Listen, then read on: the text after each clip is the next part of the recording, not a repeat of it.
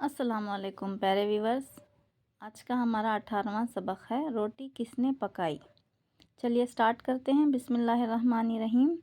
روٹی کس نے پکائی؟ روٹی کس نے پکائی؟ ماما نے۔ آٹا کس نے گوندھا؟ ماما نے۔ مسالہ کس نے پیسا؟ ماما نے۔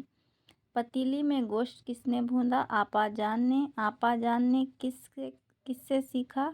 امی جان سے۔ ماما روٹی پکاتی ہے، سالن پکاتی ہیں، آٹا گوندھتی ہے اور امی دیکھ بھال کرتی ہیں۔ امی کو روٹی پکانی خوب آتی ہے۔ ان کے ہاتھ میں پھلکے چپاتیاں ہلکی پھلکی سب طرف سے برابر گول بہت خوبصورت ہوتی ہیں۔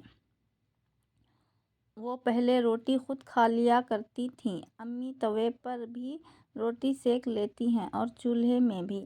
امی کے ہاتھ کی روٹی خوب سکی ہوئی ہوتی ہے، کوئی کنارہ کچا نہیں رہتا۔ ماما کو گھی امی دیتی ہیں۔ ماما زیادہ نہ ڈال دیں، کم نہ ڈال دیں، گوشت کچا نہ رہ جائے، بسندہ نہ رہ جائے۔ جس دن امی دیکھ بھال نہیں کرتی، سالن مزیدار نہیں ہوتا۔ ماما ہوشیار ہے مگر امی جان ماما سے زیادہ ہوشیار ہیں۔ ماما پھر نوکر ہے، اس سے امی کی برابر کیسے خیال ہو سکتا ہے؟ پتلی پتلی خوبصورت روٹی پکانا، گوشت بھوننا، حلوے پکانا، مربے اور چٹنیاں بنانا امی سے اچھا ماما نہیں جانتی۔ فالسے کا شربت، انانس کا شربت، سنترے کا شربت گرمیوں میں ابا جان پیتے ہیں۔ کوئی مہمان اور دوست آتا ہے تو اسے پلاتے ہیں، بازار سے نہیں منگاتے، بازار سے مہنگے ملتے ہیں اور بدمزہ۔